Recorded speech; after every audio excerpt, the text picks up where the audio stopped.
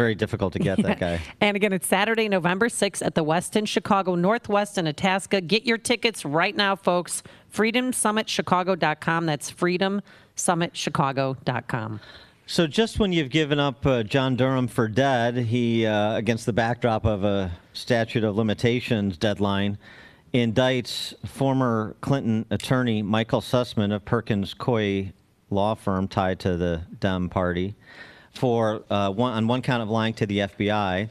The indictment alleges that Sussman told the FBI he wasn't representing any client during a meeting with the FBI General Counsel James Baker, where he provided evidence to the FBI that a server belonging to the Russian-based Alpha Bank appeared to be communicating with Trump Organization computers. According to the indictment, Sussman's claims led the FBI General Counsel to understand Sussman was acting as a good citizen, merely passing along information, not as a paid advocate or political operative. But he was a paid advocate and political operative. He was billing his time during numerous critical meetings with the FBI to Hillary Clinton's presidential campaign. And so I wonder, though, and I wondered aloud on Twitter and directed my wondering to our friend Andy McCarthy, former federal prosecutor, writes over at National Review, as you know. Because my initial read on this was, boy, 2+ years in, one count of lying to the FBI strikes me as not much of a stick where Sussman can say, well, you know, we were doing this dance. They knew who I was representing, even if I didn't explicitly say it. And remember, the other indictment from the Durham investigation, Kevin Kleinsmith, that underling at the FBI who doctored an email, he got probation for that that crime that he committed. Oh, wow. So it just seemed to me a long way from any prospect of getting up the food chain. So I asked, what do you think, Andy McCarthy? And I was intrigued by his response. His response was, it's coming. So clearly he's more optimistic that this is the beginning of something working its way up the food chain with respect to everything that transpired in 2016 going forward. Wonder what Bret Baier and all of those little birdies that whisper to Bret Baier from inside the Beltway have to say. Bret Baier, Fox News anchor, special report, weekdays, 5 p.m. Chicago time, of course. Also, #1 best-selling author of 3 Days at the Brink, FDR's Daring Gamble to Win WW2, and the forthcoming To Rescue the Republic, Ulysses S. Grant, The Fragile Union and the Crisis of 1876. Bret, thanks for joining us as always. Appreciate it. Good morning. What's your supposition about the importance of this indictment and fold in, if you want, our mutual friend Andy McCarthy's suggestion that it's coming? Yeah, I think Andy's right. I think there's more to fall. I don't know how far it's going to go. I don't know how deep this will go, but I do know that John Durham is really methodical. He's really takes his time. Everything he's ever done, it's always that way. And that this was up against the deadline. It also is possible that it leads to a number of other things falling, is what I hear. And I think Andy may be right. You know, understand there's been a grand jury that's been impaneled for a long time, dealing with a lot of stuff that we don't know about. And I just think a special counsel doesn't go down that road for that long without something to show for it. And we unfortunately don't know what that is, but I'm hearing the same thing Andy is. Well, the Sussman thing is interesting too. If you almost sort of have to go back and refresh your recollection of the history here because there's so much to sift through. But one of the things that's interesting against the backdrop of this indictment is Sussman representing Hillary Clinton and this Alpha Bank play. And this was, the D.C. press corps, Natasha Bertrand, who's a staff writer for The Atlantic. This is her in October of 2018 talking about the obvious connection between the Trump Organization and Alpha Bank, and there had to be something nefarious afoot. Listen. I mean, What more evidence do you need? It's very, very obvious, and it's really Occam's razor here.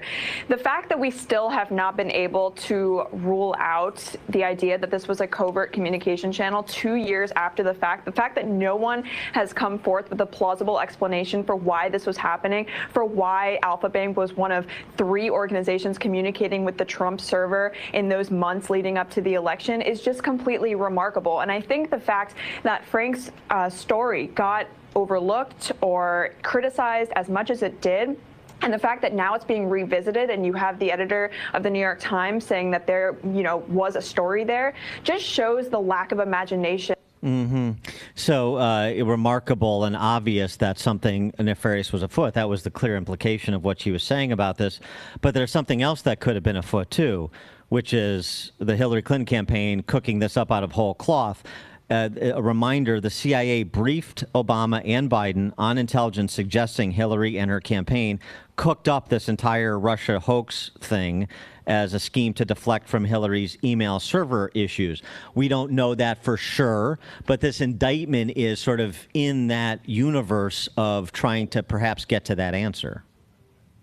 You're exactly right. And listen, you also have to remember that the Hillary Clinton campaign, at the same time this is all stewing about, puts out a press release saying a computer expert is raising concerns about this, Alpha Bank connection and the Trump campaign. Well, that's actually a Clinton campaign release. It does not look good for the coordination part. And I think that opens up a lot of doors. We do have to repack and it's sort of like conjunction junction. What's your function? You got to tell people, take them back there and remember what the media was saying at the time, right, collectively, right, and all that happened. And you got to get out of the whiteboard because there's a lot to it. No, it is. Yeah, you're right. And when do you think the Durham report is going to be released to the public? Maybe by Christmas? I've been, wrong on this for a long time. I thought it was going to come before the election. I think that Durham's on his own timetable, and we could be a few months away. Well, you had a reason to believe it would come before the election because that's what Attorney General Barr told you in an interview was going to happen. Yeah. So, I understand why you thought that, and so did we. All right, another topic, a situation that doesn't look so good, and obviously it hasn't drawn the attention recently because of everything Afghanistan related and all of the tax and spend issues on the Hill being bandied about. But the situation at the border, and now you have another layer here of some 10,000 Haitians under the international bridge in Del Rio, Texas, a situation at the border that continues to deteriorate, it would seem, and migrants continue to stream in unabated, and there doesn't seem to be any more of a plan there than there was for evacuating Americans from Kabul. And we're learning this morning that they're not allowing Fox News' drone to go up over that bridge to get shots of what's going on. That they have banned them from doing that. Yeah, that's true. And the motivation for that is unclear, but that is true. It is happening. And I think that the numbers are staggering if you look at them. And I think you're going to see a lot more coverage of that if the numbers stay roughly where they are. It's going to be ugly. Guys, I got to pop off because I'm getting ready to get on the car. All right. All right. I heard the birdies chirping behind you. Have fun. Bret. And if you golf, get lots of birdies, too. Thanks for joining us, Bret. Appreciate it, as always. And again, 5 p.m. Chicago time, special report, of course, the forthcoming book, To Rescue the Republic, Ulysses S. Grant, The Fragile Union, and the Crisis of 1876. And he joined us on our turnkey.pro answer line. Connect with Dan and Amy using the AM 560 mobile app. Download it today at 560theanswer.com/mobile. The Trinity Health Freedom Expo Balance of Nature live in 30, Balance of Nature in 30. Works year-round to defend your right to know and freedom to choose what's best for you and your family's well-being. Attend the expo on October 2nd and 3rd at the Tinley Park Convention Center to hear from 45 natural health experts and health freedom advocates and browse the interactive exhibit hall. Visit trinityhealthfreedomexpo.com or call 888 Stand by for Balance of Nature live. 76 to register today. All right. I'm going to have to find somebody here who has balance of nature. Tracy, do you have any extra balance of nature here at Joe Gotten Ford? Because I left mine at the station and I take it every day. Why? Because I want a strong, healthy immune system. And you should too. Doctors who've been on the show say get enough sleep, exercise, and eat a well-balanced diet. And who's doing that? I'm not doing that. That's why I take it. 6 capsules a day. You're getting 10 servings of 31 different fruits and veggies. It's gluten-free, GMO-free, all natural, no preservatives, no dyes. I saw the way they make the capsules. I went to their headquarters in St. George, Utah with a personal tour from Dr. Howard and his son.